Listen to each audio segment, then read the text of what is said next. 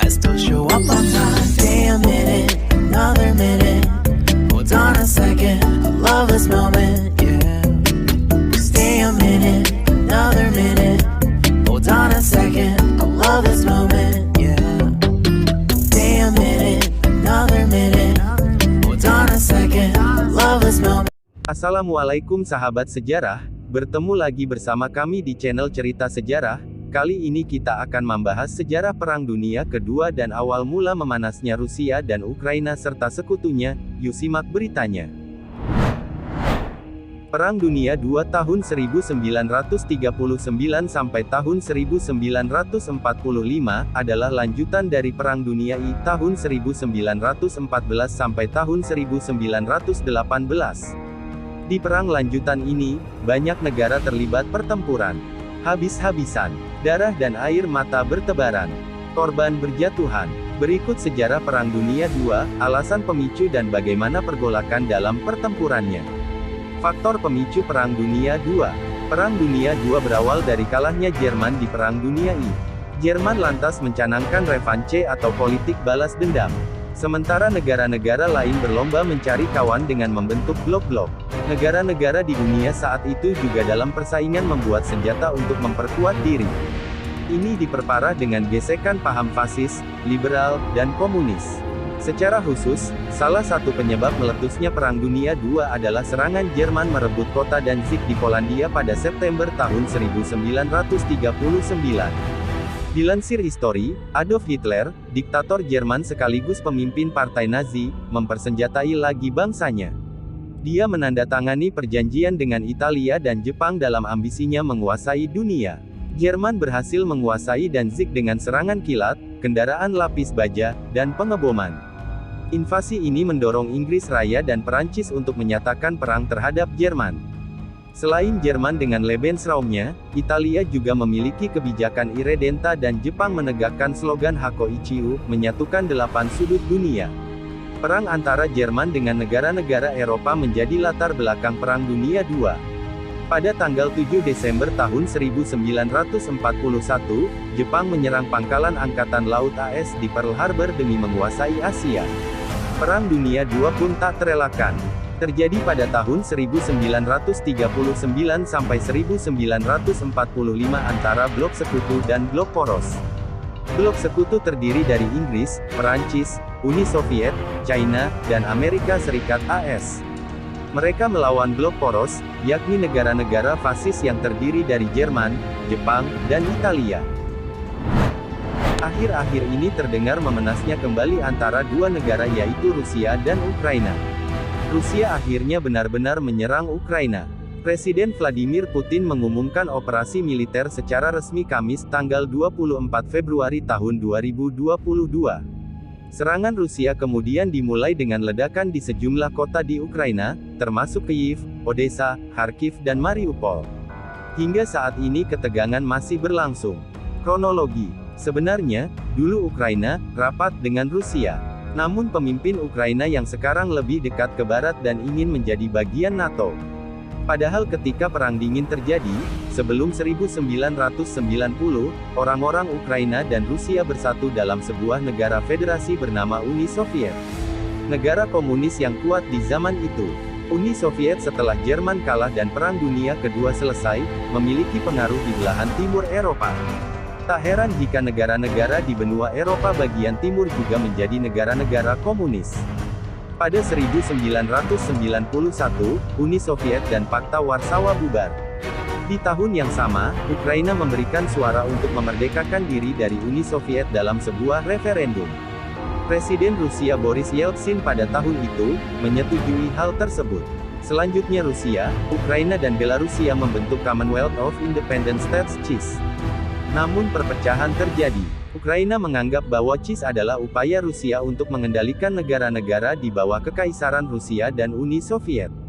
Pada Mei tahun 1997, Rusia dan Ukraina menandatangani perjanjian persahabatan. Hal tersebut adalah upaya untuk menyelesaikan ketidaksepakatan. Rusia diizinkan untuk mempertahankan kepemilikan mayoritas kapal di armada Laut Hitam yang berbasis di Crimea, Ukraina. Rusia pun harus membayar Ukraina biaya sewa karena menggunakan pelabuhan Sevastopol. Hubungan Rusia dan Ukraina memanas lagi sejak 2014. Kala itu muncul revolusi menentang supremasi Rusia. Masa anti-pemerintah berhasil melengsarkan mantan presiden Ukraina yang pro-Rusia, Viktor Yanukovych. Kerusuhan bahkan sempat terjadi sebelum berdamai di 2015 dengan kesepakatan Minsk. Revolusi juga membuka keinginan Ukraina bergabung dengan Uni Eropa (UE) dan NATO. Ini, mengutip Al Jazeera, membuat Putin marah karena prospek berdirinya pangkalan NATO di sebelah perbatasannya.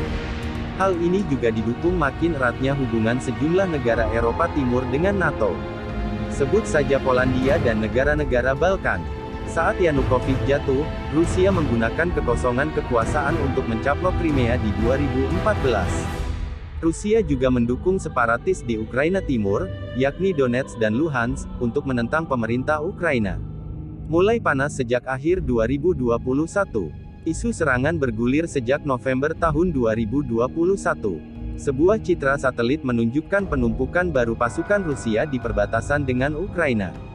Moskow diyakini Barat memobilisasi 100.000 tentara bersama dengan tank dan perangkat keras militer lainnya. Intelijen Barat menyebut Rusia akan menyerang Ukraina. Di Desember, pemimpin dunia seperti Presiden AS Joe Biden memperingatkan Rusia tentang sanksi ekonomi Barat jika menyerang Ukraina karena laporan yang semakin intens soal militer di perbatasan. Sejumlah pemimpin Eropa seperti Presiden Prancis Emmanuel Macron dan Presiden Turki Recep Tayyip Erdogan juga turun gunung, menginisiasi negosiasi antara keduanya. Di sisi lain, Rusia juga mulai melakukan latihan militer besar-besaran sejak awal Januari tahun 2022. Semua angkatan laut dikerahkan. Latihan ini juga dilakukan di darat. Rusia bekerja sama dengan Belarusia, tetangga dekat sekaligus sekutunya. Rusia yang cemas ke NATO. Rusia membantah akan menyerang kala itu. Namun, negeri Putin mengajukan tuntutan keamanan yang terperinci kepada Barat. Salah satu poinnya meminta NATO menghentikan semua aktivitas militer di Eropa Timur dan Ukraina. Rusia meminta aliansi tersebut untuk tidak pernah menerima Ukraina atau negara-negara bekas Soviet lainnya sebagai anggota. Dalam wawancara eksklusif dengan CNBC Indonesia tanggal 16 Februari Duta Besar Rusia untuk Indonesia, Lyudmila Georgievna Vorobieva, mengatakan Rusia tidak pernah berniat menyerang tetangganya itu. Ia menyebut isu ini muncul setelah dihembuskan AS, NATO dan para aliansinya. Semua histeria yang terjadi antara Rusia dan Ukraina telah ditargetkan untuk mengalihkan isu dari keamanan negara kami terkait Federasi Rusia.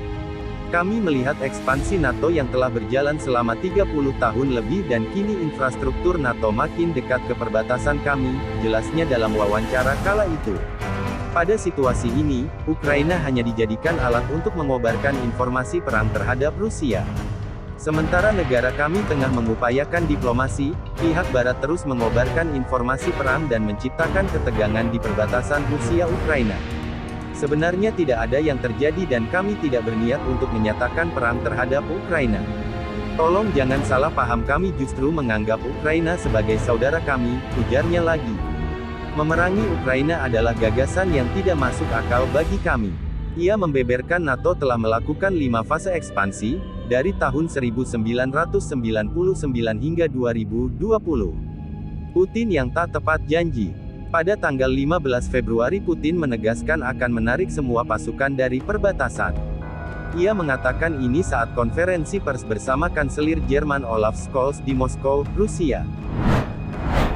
Putin mengatakan, Rusia tidak menginginkan perang. Menurut dia, Rusia siap mencari solusi dengan Barat. Kami siap untuk bekerja sama lebih jauh. Kami siap untuk masuk ke jalur negosiasi, ujar Putin seperti dilansir AFP kala itu. Meski begitu, negara Barat meragukan hal ini. Bahkan intelijen NATO di Eropa Timur menyebut Rusia mungkin tetap akan menyerang meski terbatas, dengan menggunakan wilayah pemberontak Ukraina Timur. Senin lalu, Putin tiba-tiba mengumumkan Donetsk DPR, dan Luhansk LRP, dua wilayah kontra pemerintah Ukraina, sebagai negara merdeka. Dengan alasan, menjaga perdamaian, Putin menandatangani dekret mengirim pasukan ke Ukraina. Kamis tanggal 24 Februari tahun 2022 pernyataan Putin di depan Olaf tak terrealisasi. Serangan benar dilakukan. Putin mengumumkan operasi militer di Ukraina demi membela separatis di timur negeri itu. Ledakan terjadi di sejumlah kota di Ukraina termasuk Kyiv. Keadaan mengharuskan kami untuk mengambil tindakan tegas dan segera, kata Putin, dalam pidato yang disiarkan televisi, menurut transkrip RIA Novosti. Donbas, wilayah milisi pro-Rusia di Ukraina Timur, meminta bantuan kepada Rusia. Dalam hal ini, sesuai dengan pasal 51, bagian 7 Piagam PBB, dengan sanksi Dewan Federasi dan sesuai dengan perjanjian persahabatan yang diratifikasi oleh Federal Musyawarah dan Gotong Royong dengan DPR dan LPR, saya putuskan untuk melakukan operasi militer khusus, tambahnya. Barat mengutuk tindakan Putin. Sejumlah negara bereaksi. Rusia memulai serangan ke Ukraina hari ini. Putin memulai perang melawan Ukraina, melawan seluruh dunia demokrasi. Dia ingin menghancurkan negara saya, negara kita, semua yang telah kita bangun, semua yang kita jalani, kata Presiden Ukraina Zelensky. Mengapa menyerang Ukraina? Para ahli percaya Putin melakukan ini untuk tujuan memaksa perubahan di Ukraina. Rusia ingin kepemimpinan Ukraina diganti menjadi pro-Moskow. Berdasarkan pidato Putin, Rusia melancarkan serangan besar di seluruh Ukraina dan bertujuan untuk menggulingkan pemerintah Kyiv melalui cara militer, kata Direktur Penelitian Makro Global di Eurasia Group, Henry Rome, dikutip CNBC International. Meskipun Putin mengklaim sebaliknya, kemungkinan ini akan mencakup pendudukan beberapa wilayah oleh pasukan Rusia. Dikutip dari CNN International, dalam sebuah esai panjang yang dimuat Putin di Juli tahun 2021, ia sempat menyebut Rusia dan Ukraina adalah satu orang. Barat telah merusak Ukraina dan menariknya keluar dari orbit Rusia melalui perubahan identitas yang dipaksakan, tulis media itu menggambarkan tulisan Putin. Dalam pertemuan dengan media yang dihadiri CNBC Indonesia pekan lalu, seorang pejabat senior kedutaan besar AS di Jakarta mengatakan pelanggaran terang-terangan Rusia terhadap hukum internasional menjadi tantangan langsung terhadap tatanan berbasis aturan internasional. Ukraina sendiri merupakan anggota PBB, yang artinya negara merdeka dan berdaulat. Jika Rusia diizinkan untuk membatasi kedaulatan Ukraina dengan mendikte aliansi Ukraina dan pilihan kebijakan luar negeri, dengan memerasnya dan melanggar integritas teritorialnya, itu dapat memberanikan orang lain yang ingin memperluas klaim teritorial ilegal termasuk di Laut Cina Selatan, LCS, katanya. Merusak prinsip-prinsip tatanan berbasis aturan internasional, melemahkan fondasi kerjasama internasional dan pelanggaran Rusia mengancam perdamaian dan stabilitas di benua Eropa. Demikianlah penjelasan awal mulai perang antara Rusia dan Ukraina. Semoga selalu berpikir positif. Nobody but you. I want nobody